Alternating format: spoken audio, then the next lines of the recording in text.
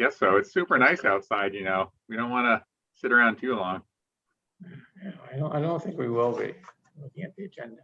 Well, we can get started. Do we have members of the public here too? Everybody's. We do. We have a few applicants, and AJ just appeared as an attendee, so I'll switch him over. Okay. Good. So we'll get started. This is the Development Review Board meeting for Burlington, May 18th. And I will say that we take up items in the order they are on the agenda. And as we call each item, Scott will bring on board to the meeting the applicants and members of the public who wish to participate in that agenda item. And people will be sworn in as needed at that point. And Scott also asks for people's mailing address when they sign in. Yep. Okay. And we'll go through communications. Nothing new. It's just everything's been posted. Everything's online. Okay. Minutes. Allie, I'll have to catch up. No worries. Thanks. And we'll go right into the first item is consent agenda, 65 Main Street. Well, yeah, you skipped over the first item you usually touch on, which is the agenda. Oh, and, yes, right. So if I may, 57 South Williams has requested deferral again. And there's also an other business item that should be tacked on to the end pertaining to the Oak Ledge Park bike path. Thank you. So if anybody's here for 57 South Williams, we won't be taking it up tonight. Okay, thank you, Scott. So then we'll get on to the consent agenda, 65 Main Street. Installing 3 signs and seek alternative compliance for the proposed directory sign. Is the applicant here? Is that Meg McGovern? Yep. Yes, I am here. Hi. This is recommended for consent, which means the staff has looked at it, recommended consent. Have you seen the staff's recommendation on this? Meg? Oh, you've asked me, have I seen the recommendation? Yes, sorry. And you're okay with that? So they're saying that they recommend that we do this, right? They're approving it, yes. Yes. All right. I wasn't sure if I had to present or do anything, so. Not so far. We'll see what happens. Does anybody on the board object to treating this as consent? Nope.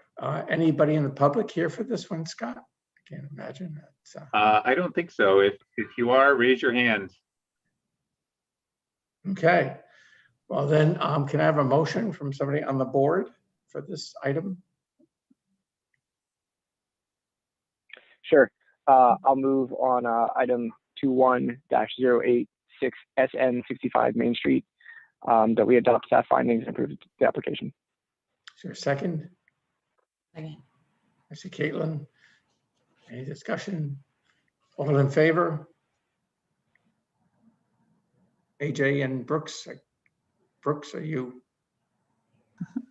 We can't hear Brooks. I can't hear you, Brooks. I think he's saying he can't hear us either. So Yeah. Oh, he might not be voting as a result. so I said there's going to be one abstention on that one. Okay. Anyways, it's approved, Meg. Thank you all. Appreciate it. Thank you. Take care. Yeah. I'm leaving. Okay, see you later. Okay, so then our next item is public hearing for 41 Pine Street. Request a 3-bedroom short-term rental and 2-bedroom boarding house within the existing duplex. No changes in construction. Is the applicant here for that? Yeah, Sam Catalano. Catalano. Hi, can you Hi. hear me? Yep, we can hear you. Is there anybody else here, Scott, to speak on 41 Pine Place? If so, raise your hand. I just see the applicant though. I do have someone joining. He should be here soon, Alex Slater. Oh, there's Alec right there. Okay, so, and you're both part of the applicant, I take it? Sam and Alec. Yes, Alex is my attorney on this. Okay, so I'm going to ask to swear both of you in.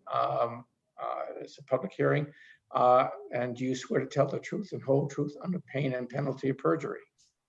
I do. I do. Great. So this is existing building, no changes in construction. You have your 15-year determination. Which seems a rarity, Scott. Is that true? To have that go so smoothly. No, well, it was pretty cut and dry. If you read the staff report, the problem there is that it's not very big. Yeah. I just measured it actually before this meeting, just the approved area outside. It's a little bit of an odd shape, but the majority of it is 48 feet wide, and the longest part is 48 feet wide or long, and the majority fits within 48 by 30 feet. And then there's sort of a triangle also that's out there. Well, at this point, you seem to be grandfathered in, and I don't think there's no anticipated changes that we're requesting in that area. Correct. So is there anything else you wish to present on this? Did you just post that, Scott? Yeah, I just displayed that. That's the area that we're talking about. You can see the property boundary there. Most of the parking is actually within the street right away. Hey, one thing real quick, Scott. I just noticed on the article or the application that you sent to everybody, there was an actual mistake on the Article 8, the parking section. Okay. You wrote that the property contains room for 2 parking spaces, 1 in each garage. Right. That's actually incorrect. When we first started talking about this, I believe you said there's 2 in each garage and 1 in front of each garage in tandem. That was part of the original site plan.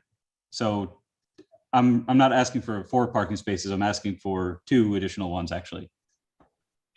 Well, I think I verified that the measurement was too short for the tandem. I think you're right, Sam, that was part of the original conversation. It looked like it had 4. I think I have the original site plan here.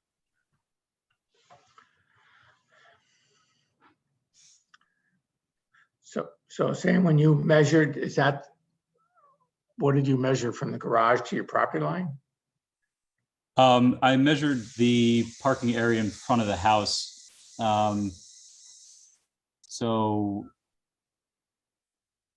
basically the width of the gravel from left to right is 48 feet. But you don't have a determination of where the property line is and heading away from the garage. I did not get a surveyor in there to do that. There is ample space between the front of the garage and the actual right of way, which curves off to the left there. You can see it on the upper left-hand corner. The right of way isn't anywhere near where the parking spaces would be. Well, then the question gets to be between what you're calling the right of way and the property line. Isn't that all city property? I don't think it is.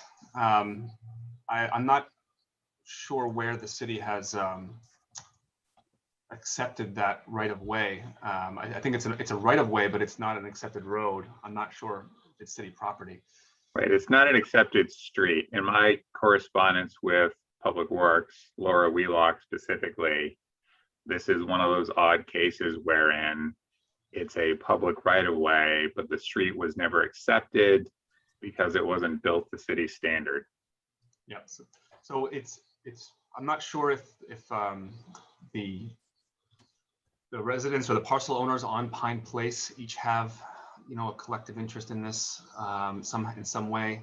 To kind of get ahead of that, we've asked all of the owners of the parcels on Pine Place to provide an easement to the extent that they have any interest, and they've each consented to that, signed an easement. and conveyed their consent to this parking scheme. But that still doesn't clarify whether No. whether they actually have the ability to do that. Right? If it's city property, they don't actually have the ability. No, it's undetermined. I'm not, from the record, I'm not entirely sure. Yeah. Who's owning that little part right there? So if I may, Brad, it seems that we're cutting to the chase here, which is fine. And this all revolves around parking. Yeah. And the tax map that you see on display is a close approximation to what the boundaries really are, but it's not a survey. And similarly, the original site plan, that's probably also a close approximation, but it also wasn't a survey. So the original plan shows a little bit more distance. I think it was 15 feet to the front line, which is still too short for a parking space. The tax map shows a little bit less. So maybe it's worth the applicant's time to actually get a survey and figure out what that actual distance is. But we're still talking about tandem parking space arrangement, which has limitations. It's acceptable for a single family dwelling in a duplex. But once you start going beyond that, we can't count tandem spaces. Well, I guess I'll just throw out one thing isn't there a question as to who really owns what is the right of way for Pine Place, that it may be privately owned? We don't really know anything about that. I thought the answer was pretty clear from Public Works, saying that it's publicly owned. It's just the street itself wasn't accepted. So it's publicly owned, but the street was not accepted as a city street, so the city doesn't maintain it. Yes to the first part, presumably yes to the second. Yeah, if you drive down Pine Place, right out of shot there, you could see how the pavement sort of starts to get crumbly. From there all the way up to St. Paul Street is completely unmaintained by the city, and there are enormous potholes. And I kind of like it because it keeps traffic down. It keeps the street quiet, frankly.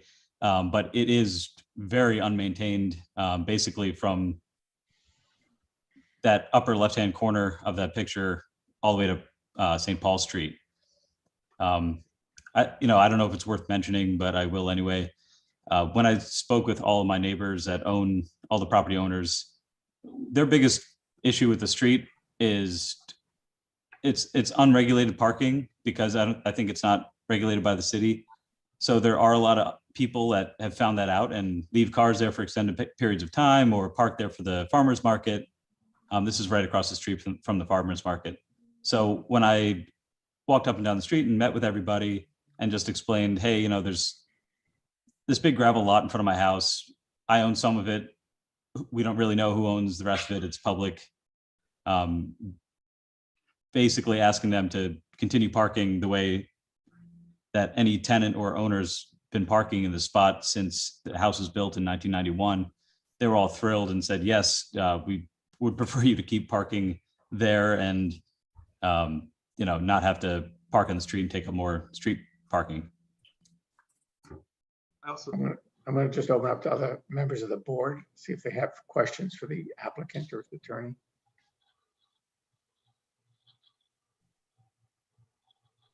No questions.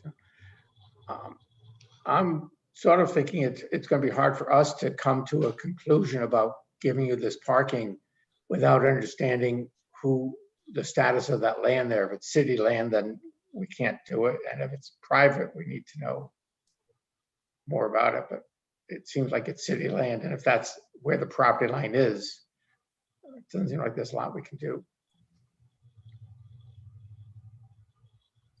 Yeah, I guess maybe it's worth also mentioning that there wouldn't be a change in status quo, I suppose. There's this area, as you can see, is already being used and has been being used, which is why it was got grandfathered in for the current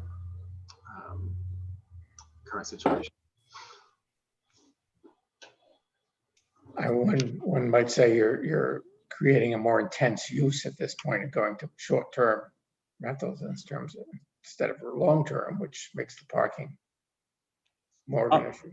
I would actually disagree with that, just because it's been set up like this now for a year and a half, and there's actually fewer people that park there typically. I don't rent out the bedrooms separately, so it's rented as a 3-bedroom unit. So typically it's a family coming to visit their kids for graduation, like this weekend, or a small group of 6 people or something coming up to go skiing or see the town. So typically my side, which is, myself and 2 of my friends that rent from me, we have, the 3 cars between us. And then if we have friends come over, we take up a 4th spot or something. But typically the short-term rental side, it's 1 to 2 cars every time consistently. I know you can't, that's just a anecdote, but that's my experience for the past year and a half. Yeah. So Scott, I have a question about the determination, and I want to understand something. So the 2 spaces that are marked in what's shown as unpermitted yard parking. I'm trying to just get my head around this exactly here, because we need to come up with 4 spaces. Is that right? We need to, the total is higher than that, AJ. Okay. It was 6 on site. partly 6. 6, yep. And so 2 are on site. Yep. Unquestionably. 2 are unquestionably, 1 in each garage. Okay. There's some question as to whether this property line is far enough back to have a tandem spot in each driveway. It looks based on the info that's not. And the unpermitted parking space was recognized as grandfathered for 2 cars, is that right? No. It's not grandfathered. Not It was grandfathered. recognized under the 15-year statute of limitations as parking area, and I use that term loosely because, again, in the staff report, the dimensions here are too small for a single parking spot. So the determination wasn't for a 15-year determination that it constituted 2 parking spaces. It was Correct. Okay. I think it was a 10 by 12 area, 12 by 12, something like that. Yeah, it's 12 by 10 is what you've heard. So we may be 4 spaces short. Yes. Actually, if I can jump in again real quick, I just shot high because honestly, this is the first time that I've even heard that my place is only 2 parking spaces. I was under the impression for the past 7 months since I've been talking with Scott that we had the 2 in each garage and 2 out front.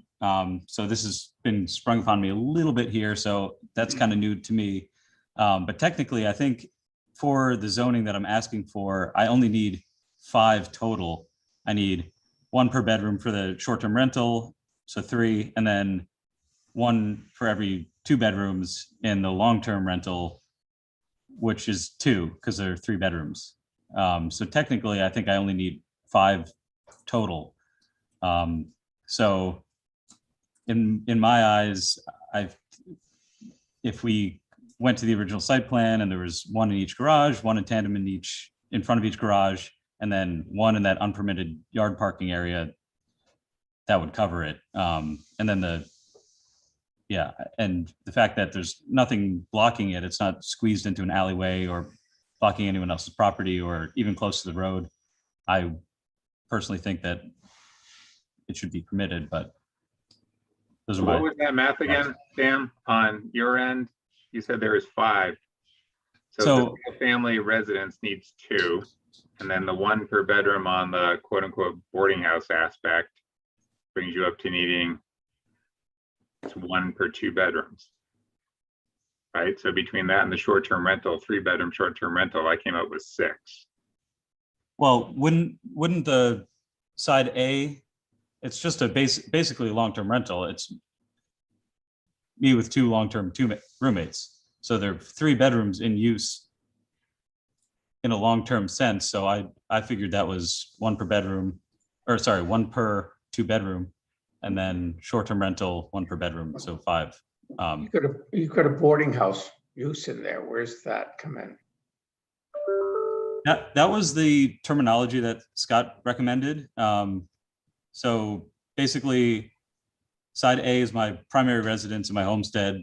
And then I plan on having 1 to 2 long-term roommates on a yearly lease within the same unit as myself. So Scott recommended using the boarding house term. Would that just be an apartment, Scott? No, Sam and I have talked about this, under the zoning code, it seems pretty out of date, but that's sort of an aside. It calls what he's doing a boarding house. Renting out per bedroom. Yep. As opposed to having roommates. Yeah. I'm not sure the distinction has much bearing on park. Either way, it would be the same amount of parking, two spots for that side. Well, however this shakes out, we're still missing parking spaces. We need a plan that can show us whether it's 5 or 6. Right now, we're stuck at 2. What's that object next to the house? Looks like a trailer or something. Right, yeah, so that was prior to me owning the house. The previous owner, David Durrett, who had it as a full-time 2-by-3 unit apartments. When he sold the house, he lived there for about 2 years as his primary residence, and he had moved out of a large house in Charlotte. So he had a temporary trailer, 20-foot container there to keep some of his stuff, but that's gone now. Okay. That was only temporary for a summer or something while he was moving. This had to have been approved with 4 spots when it was constructed. I mean, it's a duplex with 6 bedrooms. I don't imagine it would have gotten approved with only 2 spots for the entire building.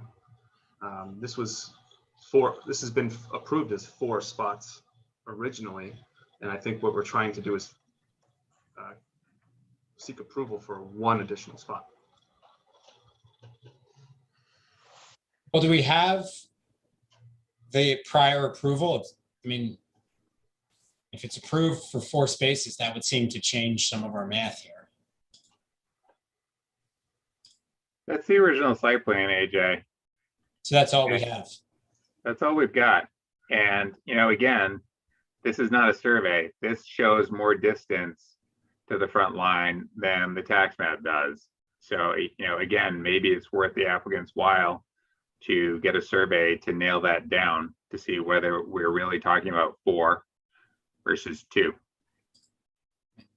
That would seem logical to me.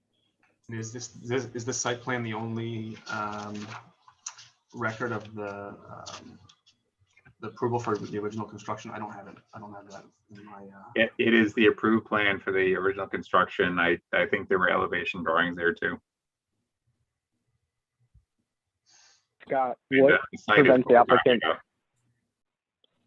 What prevents the applicant from seeking a parking waiver here? The applicant could seek a waiver, but that's not going to be worth his time until we get into the 50% threshold. And Said another way, you can only grant a waiver for up to half the parking spaces. And, again, as I mentioned earlier on, there's limitations to the applicability of tandem spaces. Right, so we can count a tandem space for a single family home and a duplex, but that's it. what's the lot coverage in the RM zone, Scott? 40% is the limit. I think Sam's pretty close to it. Yeah, okay, no, I just double checking that, yeah. So I guess we're at a point, Sam, where we could deliberate on this, and I'm not sure we're gonna come up with a lot of positive ways to look at it. Or you could ask us to table this and come back with something that gives you a little bit more assurance about where your property actually is.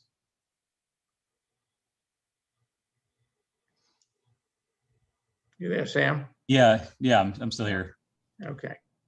Yeah, I mean, I would prefer to keep working on this. I think it's there's so much room there. I know it's zoning, obviously, but Yeah. we've been through some Yeah, hoops. maybe there. you'll find out something about what the city has or some record about where the property line is or where the Yeah, public right of way is. I just know from speaking with all my neighbors on the street that this question mark about Pine Place has been ongoing since, forever, since the Yeah. 50s and 60s. People haven't really known what's going on this particular street. Are you guys all familiar with this part of town? Oh, yeah. I actually never knew you could drive through Pine Place. I never thought it went through. Yeah. But I guess it's sort of a question. We could deliberate on this tonight, or we could table it to another meeting when you want to come back with more information. Well, I guess I'll probably come back with more information then at this point, if you think it's not going to pass. I suspect it's not, but I could be wrong. Sam, I have one question. Do you have any knowledge of where the zone, the infraction came from? Do you know why the city approached this? Was this a neighbor complaint, something like that? Yeah, this started a long time ago with the complaint through the code enforcement folks. So that's internal to the city? We received a complaint, I think it was back in October, about the unpermitted Airbnb. Yeah, so Ted Miles had followed up with you, Sam, and we never went as far as a zoning violation because you turned around with the application fairly quickly, and then parking turned out to be the thorny issue. Okay, so it's an unpermitted Airbnb that resulted in the parking issue, not the parking being the issue that resulted in the violation for the Airbnb. Correct. Okay, because that's what I was looking at. It's just, it doesn't seem like the parking in front of there causes anybody any issues or challenges. That's correct, and that's why I've been trying to do this above board as much as possible. I just bought the house, it's my first house. I've actually lived in this house since I graduated UVM in 2012. I moved in as a renter and then put the bug in my landlord's ear and been bugged him for about 8 years, and he finally sold it to me. And I decided to go with an Airbnb, and I was waiting because I know there are a lot of regulations that are coming up. So I wasn't sure what the proper steps were. And then I went to pay the rental application, and I think that's when Scott mentioned that there was some issue. So I've been trying to work with Scott for the past 6 or 7 months now on getting this squared away. I want to get everything right. I'm not trying to do anything behind anyone's back. So yeah, I always just assumed that there was ample parking since I've lived there almost 10 years at this point. It's never been a problem on that property in my eyes. So that's why I never looked into it ahead of time. I can understand that. Ask members of the board, are we comfortable either sort of taking what we have right now and processing it, or do we think it's advisable for him to come back with more information on the property? I mean, it sounds like the applicant would benefit from getting a firmer idea of the actual property line. So doing a survey might be advisable, just, from a practical standpoint. So I'm fine with that if that's what the applicant would like to do.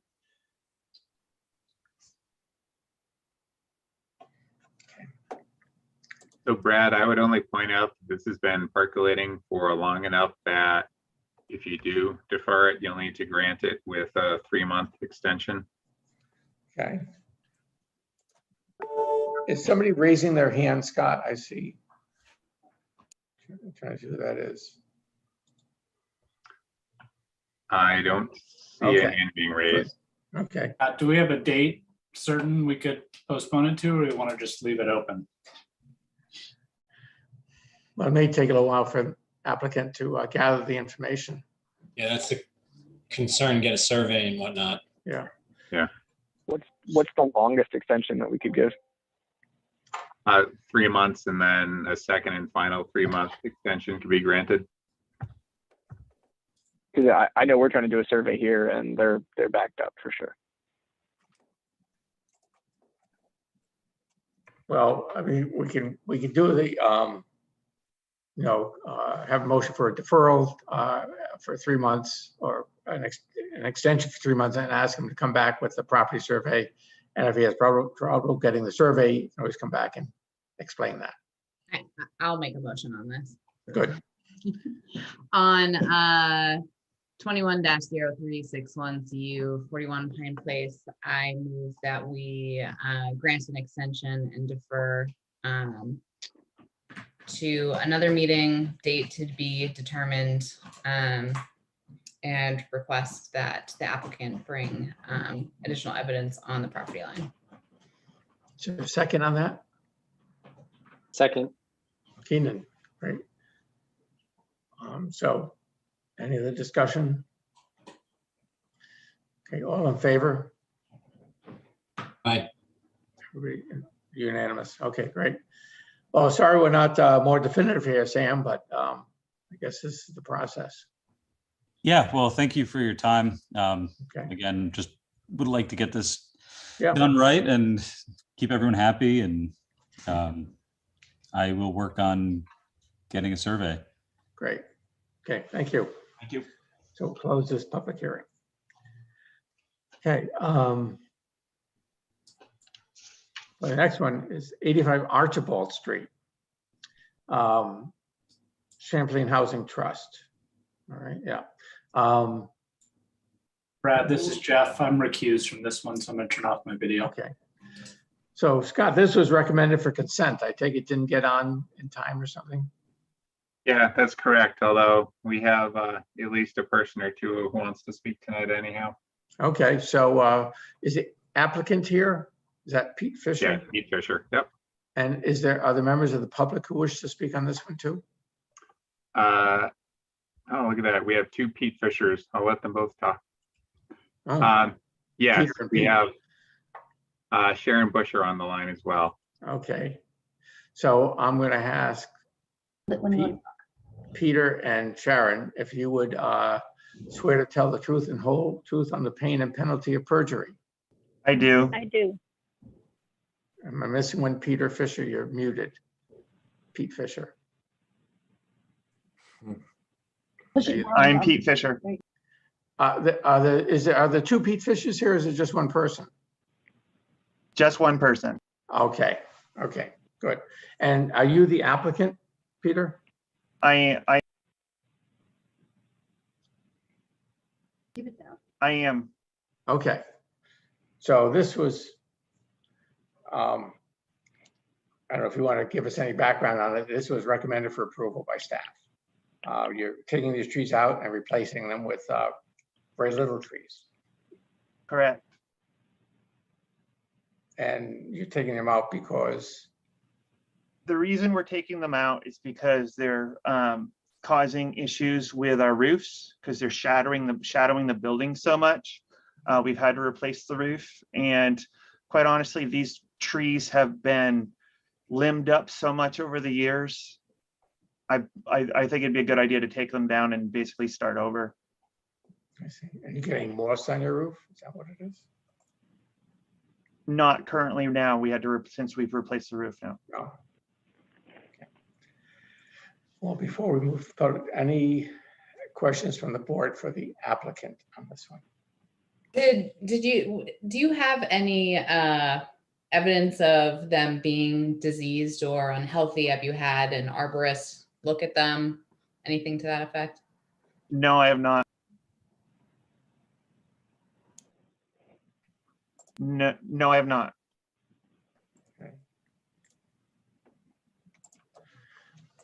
Any other? So, and also out of curiosity, so you're replacing with these very 1-inch caliper ginkgo trees, is that what it was? Which are very slow growing. Yes, correct. trees. I understand, right? Yes, that's correct. Did you hear me? Yep. And what made you select those trees? There's a narrow growth pattern. That's why you selected it? Yes. What does that mean? When you say, you mean they're small they're narrow trees? Hi, this is Joanne from CHT. I'm just jumping in. I'm standing here next to Pete. So I'm just gonna, hey, Joanne, can I just swear you in for a second since? Oh yeah, absolutely. You swear to tell the truth and whole truth on paying the penalty of perjury. Yes, I do. Take it away. Okay, so what we have there now is Norway maples that are very tall and very wide. And so they're shedding on top of the roofs. They're also holding moisture against that side of the building so that we have rotting trim and other materials. We can't grow any grass or nice plants under there. They're just plain too big and too close to the building. And as Pete said, we've had to limb them off so much to keep them away from the building that really you have half a tree for each tree. We've basically limbed them off to the trunk just to pull them away from the building. They're quite close. So we're going to replace them with columnar ginkgo trees that are, narrower so they won't be so close to the building with the branches and leaves and all that stuff. I'm curious, is the green belt considered too narrow for trees on that street? Yes. Because I see everybody's got the trees in the same location.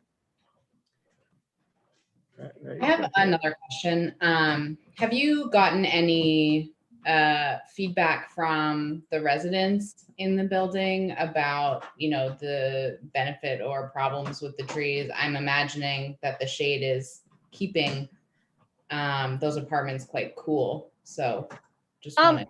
So yes, we're working really closely with Thelma Maple and the board and getting, every little thing we're doing over there approved. We did get a housing trust fund grant, also working with Thelma Maple and the board to do all this work, the trim replacement. We're replacing a bunch of the smaller roofs and the tree removal. They really wanted to keep the trees on the south side, which are not Norwegian maples, they're red oaks, I think. And those are fine. We're okay with just trimming those. They're not so close to the building, not so wide. So is this application for all 8 trees then, or is it now 4? It's for all 8 trees. Maybe I misunderstood what you were just saying. I thought you were saying that the south side oaks you were going to keep. Yes, we're keeping all of those on the south side. That's the parking lot side. Is that what you're saying? That's correct. Okay. That's the south side. Yeah. So the 8 trees are all on the north side? That is correct. Okay. I think that wasn't clear on the site plan. It was maybe only have one of these addresses.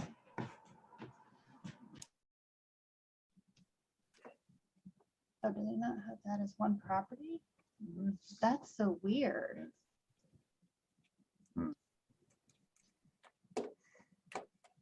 Yeah, maybe that is the case because it seems there are property lines drawn down the middle of what we thought was one property. So. Okay. And I guess I understand taking out the trees. I'm just, so when you say it's a columnar ginkgo? Yes. How tall does a columnar ginkgo get to be? 20 to 30 feet. Wow. Okay. Because there's ginkgo trees around the city, but they seem not quite so common there. Okay. Other questions from the board for the applicant here?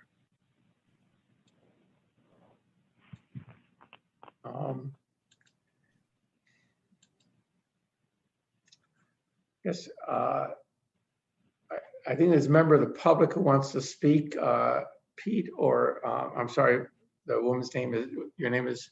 Joanne. Joanne. Do either of you have anything else you want to add before I take some comments from the public? No, I don't think so. Okay. So is that Sharon there? It is. Am I muted or not? You're speaking. I'm speaking. Okay. Hi, my name is Sharon Busher, and I had called earlier to get some information because I wasn't clear about, one of your board members asked, I wanted to know if the arborist, the city arborist, had determined whether these trees were diseased or not. And I was told no, that had not happened, and that was already divulged. The piece that is troubling me is Archibald Street is devoid of trees. And I think, you know, I'm not a fanatic, but I am really concerned about the environment. And the elimination of 8 trees on a street that really has no real foliage is concerning to me. And I was wondering if the applicant had considered phasing this in, perchance removing 4 and putting in the replacement tree, but allowing the canopy to provide the shade and deal with the air quality that we all know trees help us with, and then come back after those small little 1 calibers had grown for a few years or so. These trees are like 30 years old that they're cutting down, and wondered then they could replace the others. So do 4 and 4.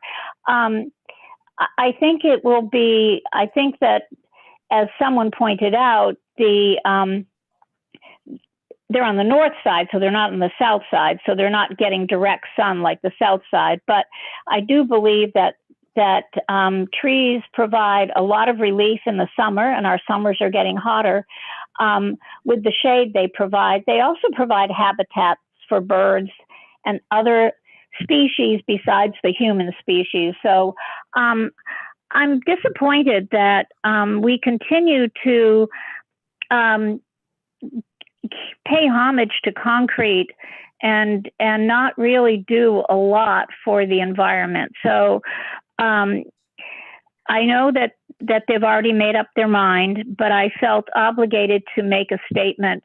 I really hope that Planning and Zoning, with all of their arms, with the Planning Commission and the Development Review Board, will really give a critical review when something like this comes before them because of the environmental impact. And I think there are ways to phase projects in that would be more suitable, especially for Archibald, which is, as I said, devoid of really any trees or foliage. So thank you very much. Thank you.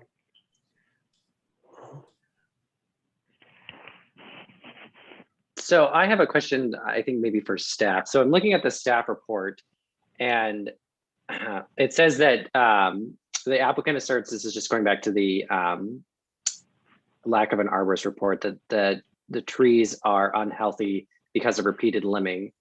But other than that, I'm looking at subsection C, it says removal of trees that are of danger to life or property, and that says not applicable. So was there, in the report, was there any consideration made about the impacts of the trees on the building itself? And maybe this is a question for Peter and Joanne. With the new roofing not having as much impact from the tree shade, is that something you can do with the siding as well? So as to this staff report, there was nothing in the application that spoke to adverse effects on the building. It was pretty shallow substantiation, basically pointing to the repeated limbing affecting the tree's health. More significantly for me, I did talk to the city arborist who pointed out that they're Norway maples, which are classified as an invasive, and you can't buy them in Vermont anymore because of that. Of course, we're looking at ginkgos, which aren't exactly native, but at least they're not invasive. So I don't have strong feelings one way or the other. I mean, basically it was part of a landscaping plan in the 90s and they want to change the species. And as part of that, they're getting rid of an invasive. Sharon makes a good point though, too. I mean, they're relatively mature at this point. That's why we have a board. Yeah, I don't know if anyone else from the board went to go see the site, but I did go yesterday to see, and it is very nice shade, to Sharon's point that there is no shade other than these trees on that section. So I just want to. I have a question for the applicant. I'm looking at, it's really just Google Earth right now, but I'm not seeing 8 maple trees on Archibald Street. Am I missing something here? Some of the streets on the other side? It's the 2 buildings. 2 buildings. So maybe I'm good. That's where I think the site plan that we had was not complete. It only had the larger of the 2 buildings. You count the number in front of both buildings, it comes to 8. I see. So this is 8 in front of the 2 buildings. I see. Okay, Yeah. That's the other building there. And there's trees around the corner going into the parking lot. What kind of tree is that?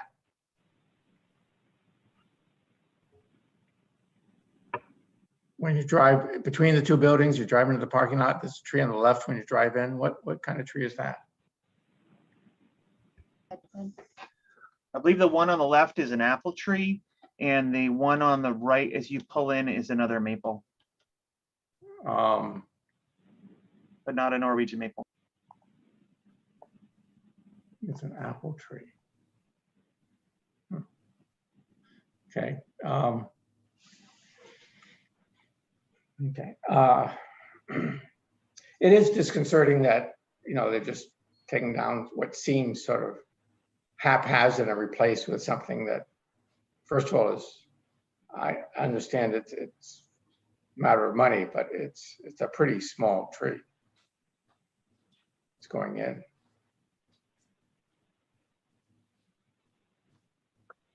Typically, when street trees grow in, they're like 2 or 3 inch caliber trees. This sort of Remind me again, what was the tenant reaction? You said that you were working with the tenants. Do you have any evidence of what tenant reaction is? It's approved by the board of the co-op, which is, there's what, 16 units there and 7 people on the board, something like that. So it's pretty representative, and they do talk to their neighbors, and this has been in the works for a year. That's helpful. Thank you. Oh, and just so it's clear that with the size of these trees, even though the roof is new now, if we leave these trees, they will continue to have adverse effects on the building. Rotting trim, rotting siding, and leaving debris on the roofs that will, it decreases the usable life of the roofs. And, this is low income housing. It did take a substantial grant just to be able to make all the repairs that we want to make. They will have funds left in the reserves, but certainly if we have to plan for early roof replacements, early siding replacements, early trim replacements, in addition to continuously limbing these trees, I'm not sure how well the co-op's going to do. So that's just my 2 cents in there. We do understand that these are the only trees on Archibald, and we're willing to take other suggestions for replacement trees. We're always willing to take grants, but they're the wrong tree in the wrong place. It's nothing against the trees per se. It's just the placement and the size of the trees that is really problematic for us and for the co-op. And the trees that are at the juncture of the parking lot access, one on each side of it. Those two trees aren't quite in front of the building. Are those trees creating the same problems the other ones do? And might they be left and then all the others replaced?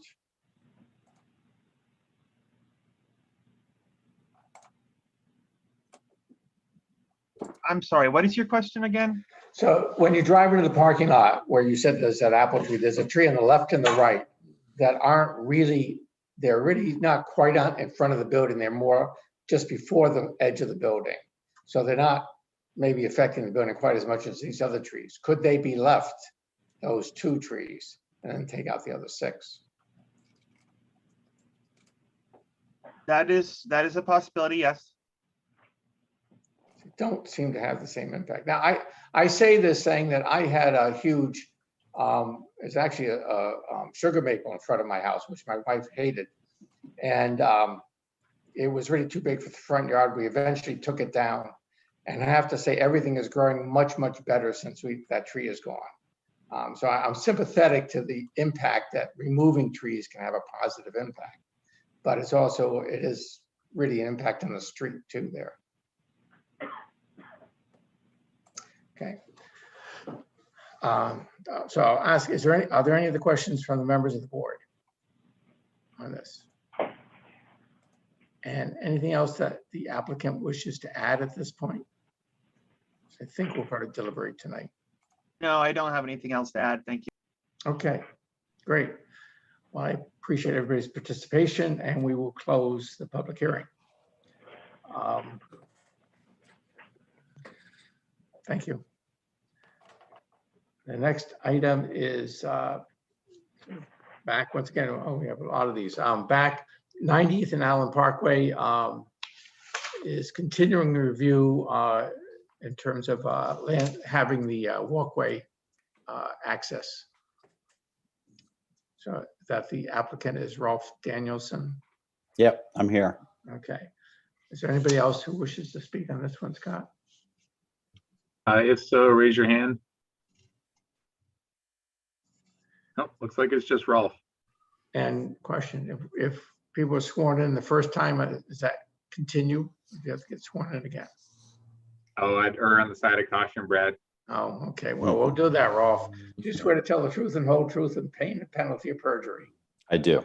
Okay, so we see you came back and you have a path marked out. Yep, on the north side. Okay. And then removing one parking spot also at the end there. Right. And you have fencing around the perimeter of the property. Am I reading that right? I'm not, what's the question about that? Oh, okay. I'm looking at the walkway, it's fairly tight on that side of the property. And is there a fence along that property line? So when you're walking along the walk, you're walking along the edge of the fence? Yes, you would be, yeah. Okay. And is there a fence on both sides of that walkway? There would be. I changed, yeah, there would be a picket fence, a lower picket fence on the south side or. Do you need that? I'm out of curiosity. Do you need that on the south side of that walkway? You know, I wanted to allow pets and allow dogs. And so the fence just allows, gives a fenced in yard for it. And it gives a little bit more privacy too. It also makes the walkway a real shotgun. Right, a long way. Yeah, it's a long way between two fences. Yeah, so one change, and I actually did do it, was putting a little area behind the garage and maybe having a seat there because it's just so long of a walkway to take. But that doesn't show up on this. It doesn't. I do have something right now that I just worked on because I was just looking at that myself, and I could certainly send it on to Ryan. And if that the landscaping all still the same as what you presented the previous time. It is, except for what I did do, because I did have some plantings that going up against that fence, and I forgot to update that. So I also updated the plantings too and added lighting along that walkway. I can send that right now. If that. I think we can have that submitted for record. I think unless somebody on the board wants to see that right now. I just have a question, just because the concern is about the width. Do you, because it doesn't look like it's marked on here. What is the width of that pathway? The space between the two fences, what would that be? So right now, the space between the fence and the main in the house is 8 feet. Oh.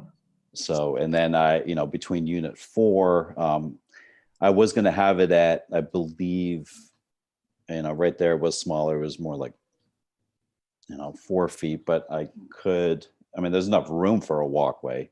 But it was, I think it was going to be 4 feet. I wanted to keep it well within 5 feet off of, unit 4. I didn't want to have it right on that 5-foot marker. I wanted to keep it back in. So 6 to 7 feet off of the property line. So it's not maybe as narrow as it looks in this. No, there would be 4 or 5 feet for unit 4, and then with the house 8 feet. 8 feet is the width between the fences? Is that what you're saying? No, between the fence, the new fence, and the main house. There would be 8 feet. And then on unit 4, there's 4 feet? Well, I'm just saying, once you get down to unit 4, it's a little closer in, and it would be a little closer, narrower walkway. It'd be more like 4 feet probably, or 5 feet.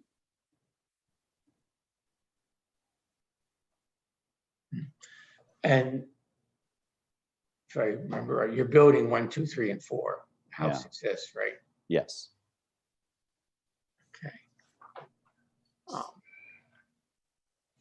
It does seem that, if you're having a 4-foot walkway, you'd want at least 6 feet of space in there. Right. Between the house and the fence. Can you get that at unit 4? Yeah, no, certainly could. I thought that, a 3-foot walkway is sufficient. But understanding you need, a little bit more space around that walkway. Well, if this is short, people walking there and they're carrying things, 3 feet is an awfully narrow walkway. It is, yeah. Well, and we're talking about the walkway is one thing, but then it's a space between the fence and the building. Yeah, no, I certainly can. It could be, there's no reason why unit 4 couldn't be moved a little bit more towards the, a foot or two towards the the southeast. Okay. So I think basically with some tweaking, this seems to be what we're asking for. Other questions, comments from the board on this?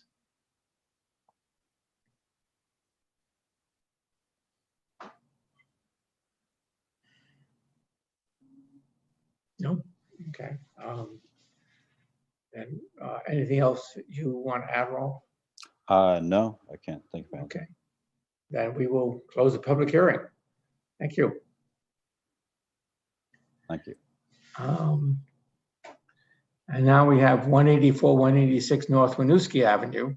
Again, continue review. This is, I think, access onto the porch on the side of the building.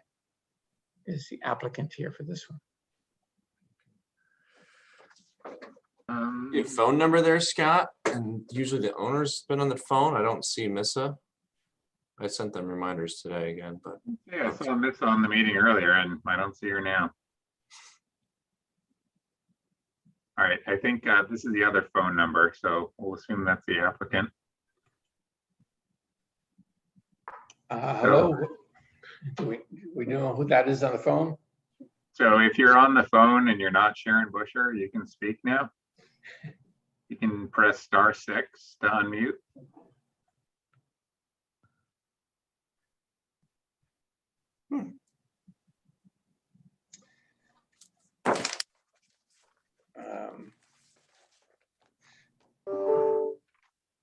We could go to the next, we have one more item to look at after this. We could do that first if this person's not speaking. Well, we just had another phone number appear. So let's try that. If you're on the phone and want to speak, press *9. Raise your hand. There we go.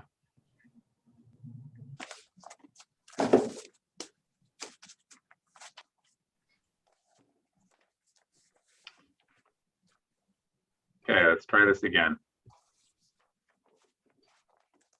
So you can speak, press *6 to unmute. Hello. Oh, Hey, it's Missa. Hi, this is Missa. I'm at a soccer practice. That's why I'm on the phone. Double Yes, but dutying tonight. I guess there are advantages to Zoom, huh? Yes. COVID So- times. I don't have childcare, so this is how it goes. Okay, so I'm just going to swear you in, Missa. Great. Do you swear to tell the truth and whole truth under pain and penalty of perjury? Yes. Okay, so you submitted a revised site plan. I think that's what we're looking for, which had to do with access off the sidewalk and off the parking area to the porch. Remembering. Correct. And it looks like you meet ADA requirements on both ends. Is that what I'm seeing there? Yes, I did ramp access from the parking lot with a ADA parking spot and off of the sidewalk as well. I think that was the main thing we were looking at before. Yeah, and you also wanted a landscape plan, and I provided that with a call out of all the landscaping as well. Yes, you have a plant list. Yep. It looks great. Thank you, Missa. That addresses my question about the accessibility. Yeah, I think that. Yeah. Great. Any other questions from the board? How's the soccer game? It's practice. It's great. Oh, Listen to a lot of parking while I was watching my daughter play. okay. Okay, unless there's other questions from the board, we will close this public hearing. Thank you, Missa. Great, thank you. Okay. And we'll close that public hearing, and we have one more item that was added on, which is 0 Flynn Avenue, the reconstruction of the recreation path. And the issue was providing access during construction. Brad, I think we have to deliberate whether we want to reopen. Ah, okay. So there's a couple ways to do this. And AJ's mentioned one of them. So we have John Adams Collins here, as well as Kim Sturdivant, Cindy Wright, and I assume that's Sophie Selvey. So yeah, I mean, you can consider whether you want to consider this, yes or no, and leave it at that. If you do decide to reconsider it, you can take it up for the merits at a future meeting, or you could do it all tonight. Any, Just a reminder, I'm recused from this matter, so I won't participate in this part of the discussion. Yeah. Any preference from the board on this? I guess I'll chime in. I just see if we can take this up and do it tonight and deal with it. I'm okay to do that. It looks like Brooks, if you were trying to speak, we weren't hearing you. Yeah, you're muted again, Brooks. No. How do other people feel about taking this up tonight? And I'll hear the applicant. It's fine. We'll debate about whether we want to do anything. Okay. So do we need a motion to, are we reopening the hearing, or are we hearing a request to open the hearing? No, I think we need, Brooks, use the chat function. Right? It's a good question. Well, because if we're reopening, does this need to be, can we do it They tonight? need to be warned. Yeah, that's what I think, right? If we're reopening, it has to be warned. So, we have Attorney Sturdivant here tonight if we need to. It can be dealt with through other business. I would point out that this was duly warned when you heard the application, and no one attended but the applicant. So no one has interested party status for this. I think if you choose to reconsider the whole 9 yards tonight, you can. So as to the question, so the applicants will say what they want to say, and you're right, you guys can decide based on that whether to reconsider it or not.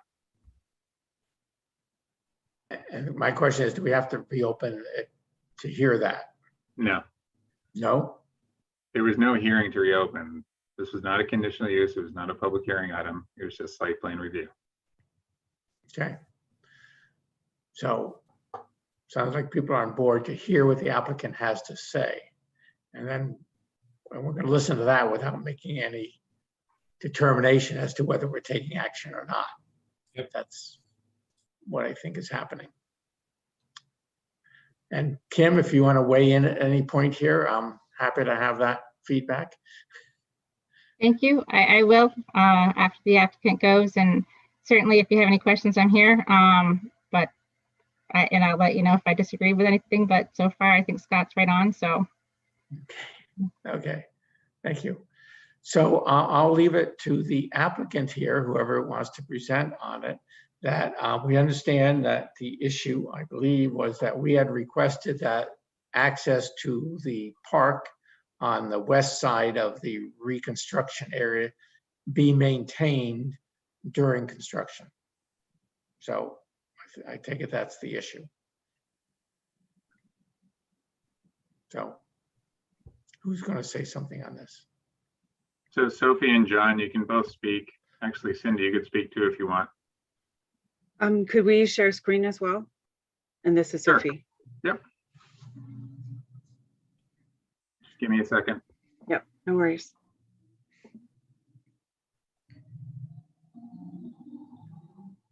God, it looks like Brooks rejoined if you want to promote him as well. Yeah, I'm seeing that too. Multitasking.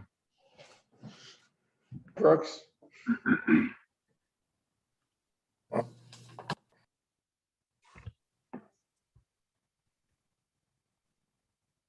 Okay, Sophie. Great, thanks, Scott. And thanks everybody for Sorry about that. I just had to change computers. Okay, thanks, Brooks. You hear me now? We can hear you. And see you. So thanks for taking the time to review our request and for hearing us tonight as well. We wanted to present a plan that's marked up in order to better explain how circulation around Oakledge will happen during the project and throughout construction. So I'm going to share my screen. Let me know when it's visible, please. We see something. Awesome. So to explain, this is Austin Drive. Down below, if you can see the hand, Flynn Avenue is over here, and that's a Flynn intersection. So what we were alluding to last time we were here was that the project would be divided into 3 different sections so that the maximum use of the park could be enabled. And that has been our intention throughout planning for this project. As we know, it's a very popular park, and especially after a year of restrictions and outings, et cetera, everybody's going to be very adamant about getting out. So what we're estimating is for the first 4 weeks, the work would start down at Austin Drive to the west of or southwest of the upper pavilion, and that area would be closed, meaning the entrance at Austin would be closed and the southwestern corner of the parking lot would be affected. But circulation from Flynn and the surrounding neighborhood through informal paths, not that we would encourage that necessarily, but they are available, would be accessible to the pavilion, as well as Oakledge Cove and the tennis courts, bocce courts, and Blanchard Beach to the north. During the second section, which would be from the pavilion, the upper pavilion to the west side of the upper pavilion, the hillside trails would be closed here because it's right adjacent to the existing bike path and also where the rehabilitation will happen. And then a portion of the parking lots would also be closed. However, access to the tennis courts, to the Cove Beach could happen from this area. And then Blanchard Beach would still be accessible from the Flynn intersection, as well as the pavilion and the bocce courts and the treehouse You just have to detour a little bit around it. However, most of the amenities would be open. And then from week 12 to 18, where the brown section here would be under construction, that's the accessible beach portion of the project and the revised intersection at Flynn, where a lot of the confluence of users arrive, both pedestrians and cyclists, and it kind of becomes a bit somewhat dangerous in the current condition, but our goal is to improve that condition here. And then all the way to where the project ended last year and over the culvert. So this, as well as keeping in mind that the beach access that's going to be constructed is to improve what's there now, to upgrade it to universal accessibility so that everybody can enjoy the beach after the conclusion of the project. And for this part of the project, while the rest of the park will be reopened for the sections that were previously closed, accessing the beach from Flynn intersection, the Flynn intersection, or from this parking lot and this parking lot will not be possible throughout construction, because here on this side you have steep cliffs and forested area, and here we have a wetland. So we cannot encourage people to go on either side of that area while this section is under construction. And that includes the part of the bike path here. However, as we mentioned previously, access will be possible from Proctor Place on the northern side of Oakledge, so that people can still enjoy the beach. It's, but it would be a detour through the Lakeside neighborhood. From that, I'll pass it on to John, who could elaborate on more of the details of the construction piece of this particular area. So just to understand one thing. So these projects are completed before the next one starts. Is that what you're saying here? That is the hope. And I apologize. I forgot to go to the last couple weeks of construction, which would be in mid to late fall, given the timeline we're already on. The idea would be to close the bike path and do the top coat of asphalt as one. It avoids a lot of edges in between the different top coats if we were to complete each section to the full degree. So at that point, we'd have to close the facilities on the west side of the path. But again, there are ways to access that side from Austin Drive. And then completing seeding and mulching and just the final touch-ups to the landscaping of the project. But again, it would be in late fall because the project is anticipated to take about 20 weeks, and we don't have someone under contract as of yet, but that's coming soon. So this is helpful. The question I have is, by doing the phase 3 part towards the end, what if there's a delay?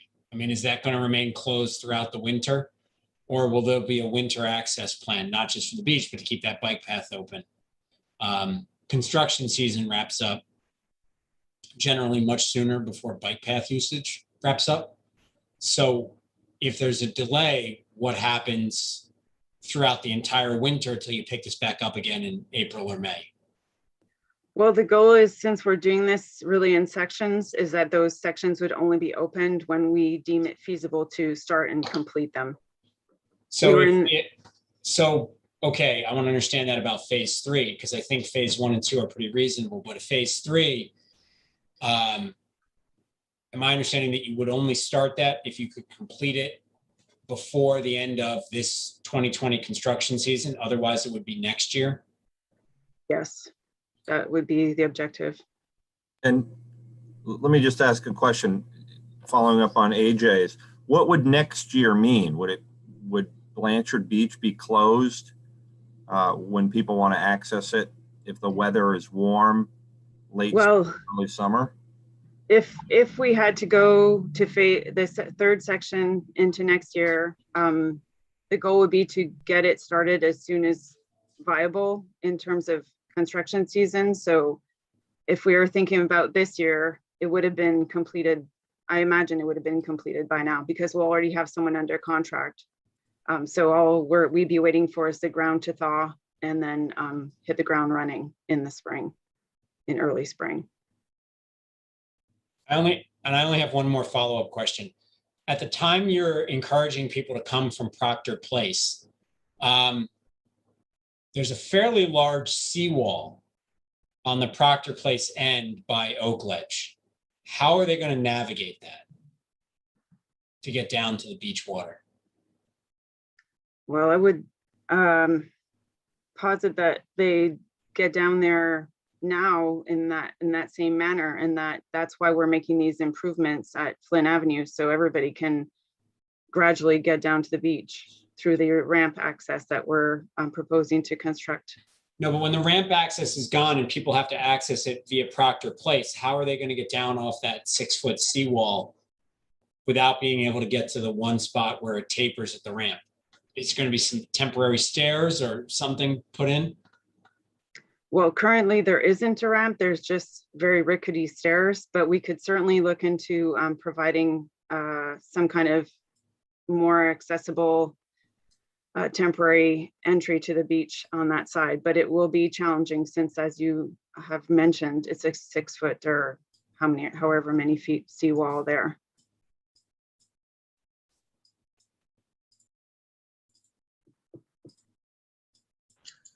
Think that needs to be based on the current timeline. What's the approximate date for week 12 to 18?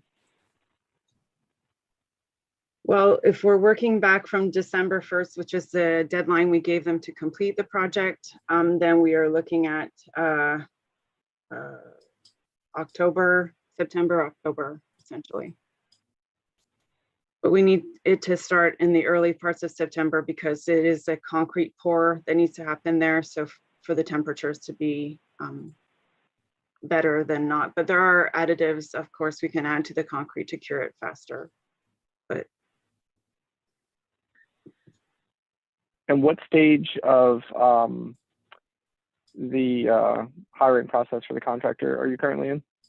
The bids are due this coming Friday, so we're very close. Is a part of that bid the requirement to keep access open from the south? That's correct. We provided the same drawing that we marked up for the request to reconsider to the bidders last week, just so that they were on the same page as us. And we're also requiring it to be a 20-week project. And have you received any bids at this point, or is there nothing turned in yet? No, we tend not to get any till the very last minute, honestly. Okay, because I mean, I'd like to see whether or not the contractors can have a solution for making it happen the way we conditioned it.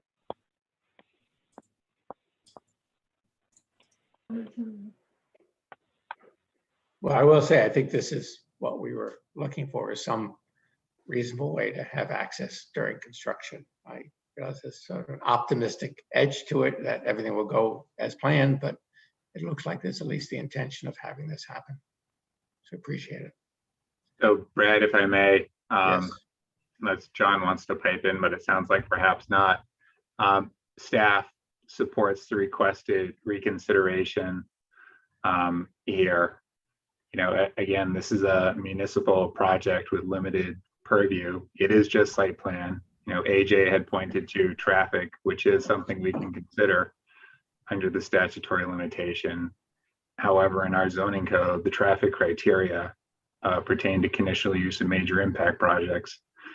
And this is neither one, but it seems like Parks has managed to address the bulk of your concern with this anyhow. Yeah, it seems the case. So, I mean, to some, this does seem to meet the goals of what we put out. It's my impression. Yeah, I mean, I agree with that. I think that the core of the DRB was concerned was maintaining public access to a public resource during this project. So do we need to reopen the hearing in order to actually act on this? No, there's no hearing to reopen.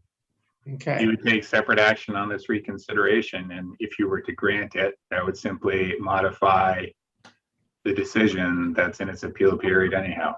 Okay. So I'm just grasping here whether you have to, to do that, do we just need a motion to do that? I think so. Yes. Yes. I'll make it. Go ahead, AJ. In regards to, let me get the right number. 0 Flint Avenue, 21-0874 CA. I move that we approve the request for reconsideration and modify our findings and conclusions so as to incorporate the proposed, Scott, you want to pull that back up again? Oh, sorry. Sophie, that was you sharing. I took it away from you. So sorry. Oh, no, that's okay. So just the screen I was sharing back Yeah. to the, okay. Yep.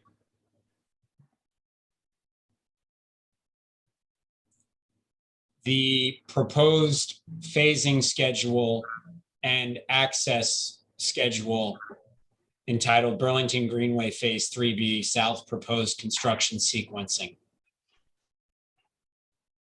there a second on that motion? I'll second. Brooks, loud and clear. Okay, any other discussion? It's hard to see everybody at this point, so. I can stop sharing if that helps. Yeah, please. Yeah. That works. Great. Okay, and we have a motion. All in favor? Opposed? None. Great. That's passed. Thank you very much. Thank you. Thanks very much. Have a good night. And that is the end of our agenda. And so we will close the public hearing. And I believe we're going to stay and deliberate on a couple of items. Right, so welcome back, Jeff. Thank you. Do you all mind deliberating on the items I'm not recused on first? So which one's that? I think the one I'm recused on is Archibald. Yeah. So we can do 41 Pine, well, 41 Pine Street is deferred. Already deferred. Yeah. Yep. So we've got, we won't do 85 Archibald, 90 Ethan Allen Parkway. And 184, 186. Yeah. Yeah. So, yeah, so do we want to take 90 Ethan Allen Parkway first? It seems pretty straightforward with what was provided tonight that completes the application. So we can get a motion on this one. I can do a motion. Great. So on 21-0667 CA 90 Ethan Allen Parkway, I move that we approve the application and adopt staff findings. Is there anything else that we needed to include from Yeah, our hearing last? was my question, because Brad, there seemed to be some discussion of moving unit 4 over a few feet to widen the path. Is that something? Yeah, I guess, is it, well, let's see. Keenan just made a motion. Do we have a second on the motion? Just to Springer seconds. So yes, I would like to see there be at least 6 feet between the fences where he's putting his path, between either the house and the fence or the fence and the fence. It just seemed, otherwise it's going to be awkward to even walk down there. Okay, that works for me. And Caitlin, did you? No, Chris Springer second that. Is that okay with you, Springer? I'm comfortable with the way that it is, personally. Without any dimension? Yeah. I mean, he talked about being 3 feet. Well, it didn't sound like you had the clearest answer. No, that's why I'd like to just give him some criteria. And if we say it's 6 feet, then that he can get a 4-foot walk in there and it would be okay. Seemed like he felt he could do that. But we can't go ahead unless you're okay with that, Springer. Or if we have a different second for the motion, the revised motion, I don't know if that's appropriate in the Robert's rules or if we need a new motion, but I would second that revised motion.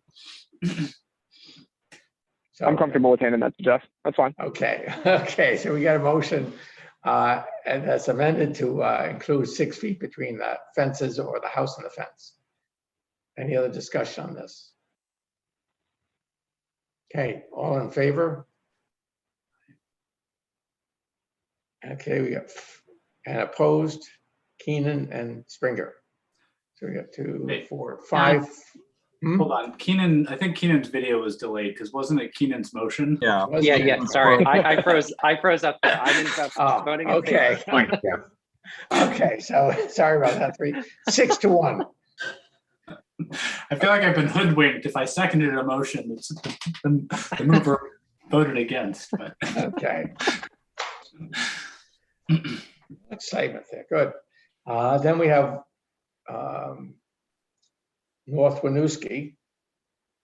yeah, and I can make a motion on that one. So Okay. on 184 through 186 North Winooski Ave, which is application 21-0677CA, I move that we approve the application, adopt staff's findings and recommendations with the revised plans. Caitlin seconds. Any discussion? I just think this is a good reminder of why we shouldn't design for them, because this is different than what was discussed and it's much better. Yeah. All in favor? Opposed? So it's unanimous. Great. Right, thank you all for the accommodation. Good luck. Way to go. Thank you. So we have one other item, which is the 85 Archibald Street, the tree destruction. I will say I believe that there's a legitimate reason behind their approach to this, that it can have an impact on their building. Whether they have to take them all down, my question. And I like Sharon's suggestion of 4 and 4, quite honestly. Well, and they wouldn't even need the permit if they waited 5 years in between, right? That's just, yeah. I mean, to me, if we move forward with this, I think we need to just make sure that the staff comments are adjusted, that it's not due to disease, it's danger to life or property. But I guess, like, what is the standard for danger to property? Like, is rot sufficient? What's danger to property? I mean, is damage the same thing as, like, to what degree does the damage need to be danger? I mean, when I went to look at the property, I was looking at it with the eye of disease, and I'm like, these trees are not diseased, but the information is different from what we heard. well, the process was not a particularly enlightened process, I guess I would put it that way. You know, they see a problem with the trees, let's cut the damn trees down and put up little things. That's basically the process. And I can't, like you say, I can't fault them for the intention of what they're doing. The fact that the building, the co-op board voted in favor of it holds a lot of weight for me. Yeah. They're the ones that are living there. If we had a bunch of people that said that they were against this, that the shade is important, the trees are important, other factors like that. But, unanimous or near unanimous approval of the replacement gains my support. I think my one, I don't know if we can put this sort of condition in there, would be a requirement to get recommendations on the species from arborists, because it did seem somewhat arbitrary, their selection. Well, we don't know what their process was. Like you say, I know these ginkgo trees are street trees used in the city of Burlington. I didn't think they were columnar, but maybe it's yeah, that wasn't clear to me either. It's not what I experienced with ginkgo trees, but maybe there's a specific. Right, there's another kind that we're not saying. So it seems we have a couple of choices in front of us. We can approve it as it is.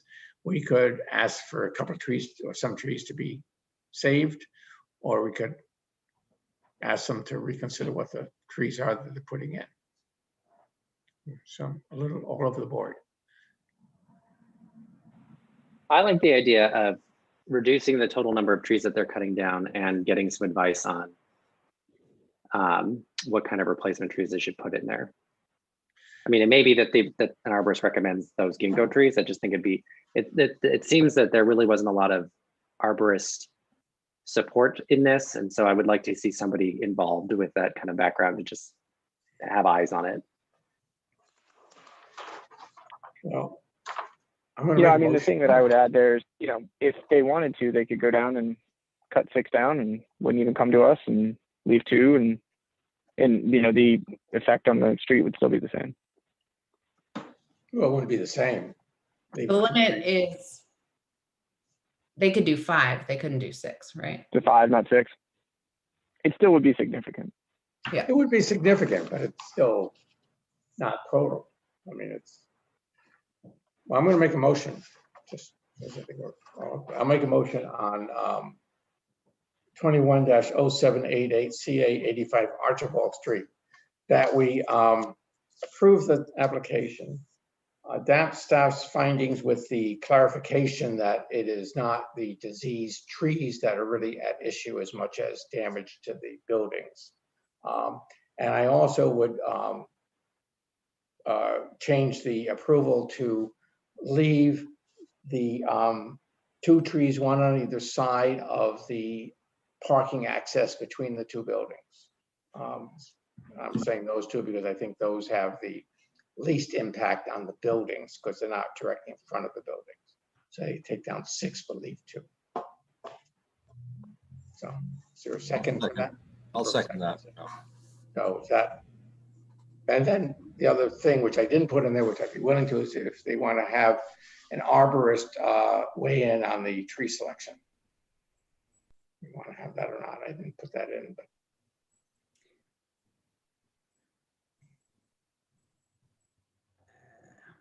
I mean, like, I would like the arborist thing included there. I feel like it's a little bit arbitrary for us to say leave 2 trees.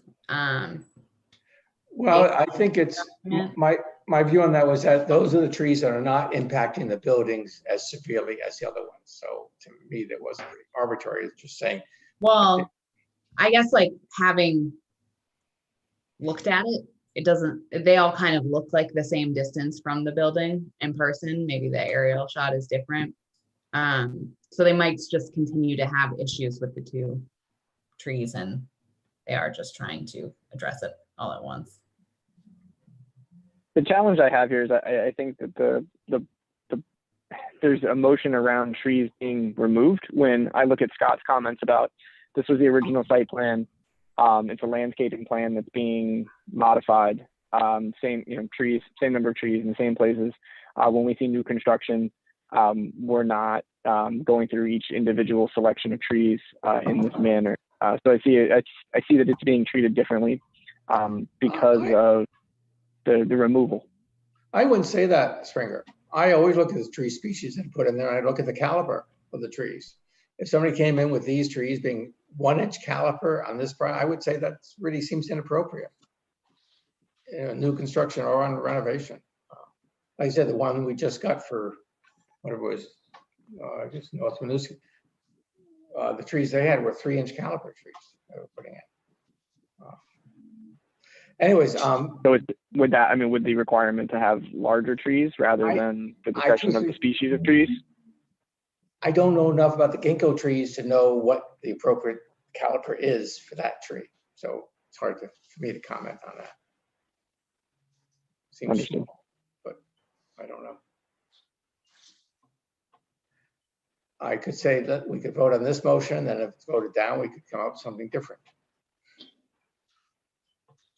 So, well, I would like to see the arborist involved in this. So I think if we can amend it to include some arborist review of the kinds of trees that are getting put in, just to ensure that it's appropriate for that street and that it's, you know, that it will be appropriate for the building as well, I think would be important.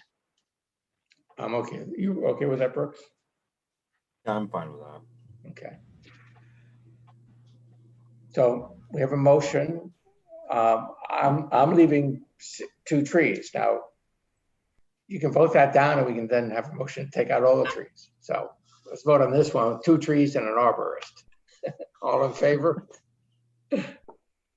1, 2, 3, 4. All opposed? 1, 2. So it passes 4-2.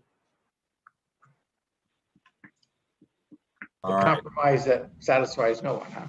Okay.